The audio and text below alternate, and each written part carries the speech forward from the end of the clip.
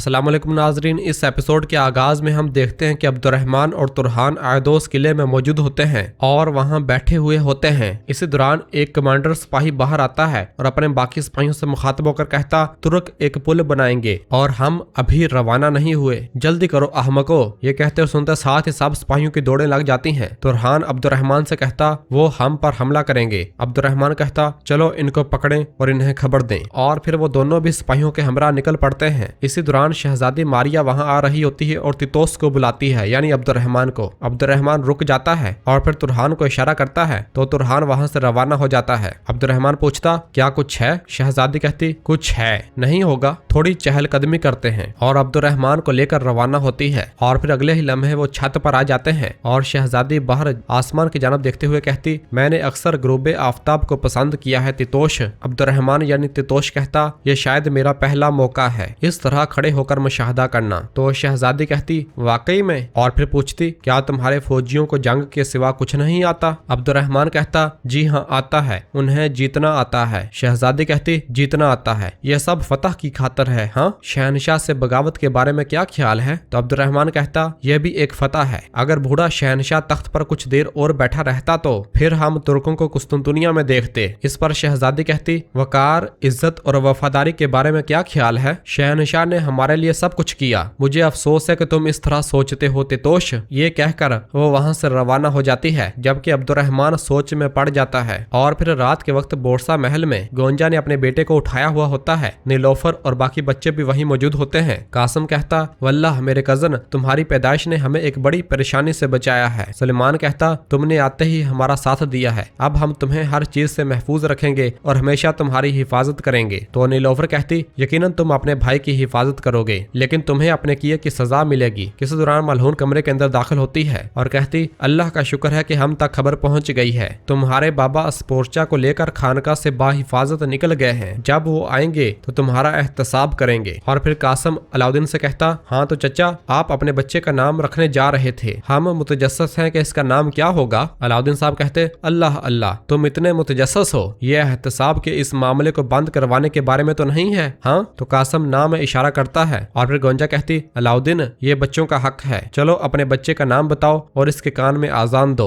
और फिर अलाउद्दीन साहब खड़े हो जाते हैं और बिस्मिल्लाह पढ़कर अपने बच्चे को उठाते हैं और उसे देखते हुए कहते, अल्हम्दुलिल्लाह बेटा, तुम हमारे कमजोर और तारीक दिनों में हमारे पास आए। तुम्हारी वालदा का हमल इन तमाम मुश्किल आजमाइशों के दौरान एक मुआजिजा था और इस सब ने हमारे आका खिज़र अलैहिस्सलाम की तरह हमारी मदद की, जिस तरह आज तुमने अपने भाइयों की मदद की। मेरा रब तुम्हें उम्र भर इस रियासत और इस दीन का खादम बनाए और तुम अपने नाम की हमेशा लाज रखो इंशाल्लाह। इस पर सब कहते हैं आमीन। और फिर इसके बाद अलाउद्दीन साहब बिस्मिल्लाह पढ़ते हैं और बच्चे के कान में अजान देते हैं, अल्लाहु अकबर अल्लाहु अकबर, अशहदु अल्ला इलाहा इल्लल्लाह, अशहदु अल्ला इलाहा इल्लल्लाह, अशहदु अन्ना मुहम्मदुर रसूलुल्लाह, अशहदु अन्ना मुहम्मदुर रसूलुल्लाह, हय्या अलस सलाह हय्या अलस सलाह हय्या अलल फलाह हय्या अलल फलाह, अल्लाहु अकबर ला इलाहा इल्लल्लाह। और फिर इसके बाद बच्चे के कान में कहते हैं, तुम्हारा नाम खिज़र है, तुम्हारा नाम खिज़र है, तुम्हारा नाम खिज़र है। और सब बहुत ज्यादा खुश होते हैं। जबकि दूसरी जानब जंगल में दरसून और हलीमा एक जगह पर आग जलाए बैठे हुए होते हैं। दरसून कहता, वो अब मुझे दुरसुन इब्ने करासी नहीं कहते, वो दुरसन की जगह अब गद्दार कहते हैं। हलीमा कहती, तुमने वही किया जो करने की जरूरत थी दुरसन, तुमने ना इंसाफी और ना हक के खिलाफ मज़ाहमत की, एक दिन सब समझ जाएंगे। दुरसन कहता, लेकिन मेरा अब कोई खानदान नहीं है, मैं अपने बाबा को अपने दर्द के बारे में नहीं बता सकता।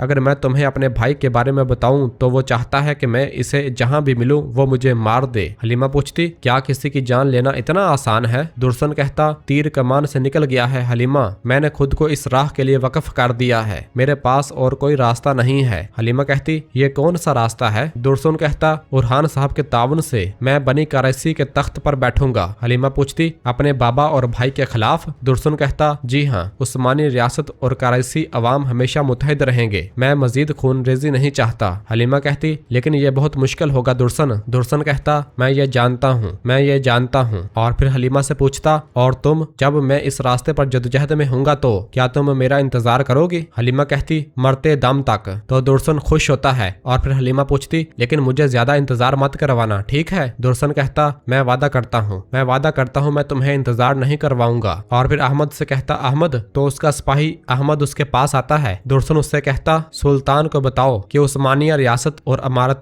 कराची को इत्तेहादी बनाने के लिए मैं इन तमाम सरदारों को इकट्ठा करूंगा जो मेरे साथ हैं और इनके खिलाफ बगावत करूंगा। मुझे सुल्तान की हिमायत चाहिए। तो अहमद कहता, जो हुक्म जनाब, और वहां से रवाना हो जाता है। और फिर हलीमा कहती, हम इस कठिन रास्ते को एक साथ पार करेंगे दुर्सन। जबकि दूसरी जानब जंगल में हम देखते हैं कि तुरहान उस जगह पहुंच जाता है जहां पर बाजंतनियों का कैंप होता है और वो रास्ते में आने वाले हर एक बाजंतनी को मौत के घाट उतारता ही चला जाता है और छुपके छुपके आगे बढ़ रहा होता है। उसके रास्ते में जो भी बाजंतनी आ रहा होता है उसे आहिस्ता के साथ बिना शोर किए खामोशी के साथ मौत के घाट उतारता ही चला जा रहा होता है और वो बहुत जल्द कैंप के करीब पहुंचने में कामयाब हो जाता है जहां बहुत से बाजंतनी सिपाही मौजूद होते हैं और कुछ बाजंतनी सिपाही वहां से जा रहे होते हैं। तुरहान कैंप के अंदर दाखिल होता है और वहां सिपाहियों को मारने लग जाता है। ये देखते साथ ही बाजंतनी सिपाही जैसे ही उसकी जानब लपकते हैं तो तुरहान उन्हें भी अपने खंजर से मौत के घाट उतार देता है और फिर इसके बाद बाहर आ जाता है कि इतने में ही उन पर तीरों की बरसात शुरू हो जाती है और वो कोई और नहीं बल्कि कंतराली होता है। कंतराली वापस आ जाता है जिसे देखते हुए तुरहान कहता, तो तुम वापस आ गए पागल लड़के, क्या मेरे शिकार को निशाना बनाना शर्म की बात नहीं? कंतराली कहता, ये आपका कैसे हुआ जनाब? क्या आप नहीं जानते कि जहाँ कफ्फार होते हैं मैं वही होता हूँ? तुरहान कहता, इधर आओ पागल लड़के, हमने तुम्हारा बहुत इंतजार किया। और उसके गले लगता है कि इस दौरान साथ वाले ही खेमे से एक और बाजंतनी कमांडर बाहर निकल रहा होता है और अपनी आंखें मसलते हुए कहता, चलो सो जाओ बेवकूफो, हम कल तुर्कों को मार कर। और अपने सामने ये मंजर देखता है तो तुरहान कहता, आयो दोस्त का कमांडर हमारे सिपाहियों पर हमला करने वाला था। और फिर वो कमांडर अपनी तलवार थामते हुए पूछता, तुम कौन हो? कंतराली कहता, उस्मानी, यानी तुम्हारा खौफनाक ख्वाब।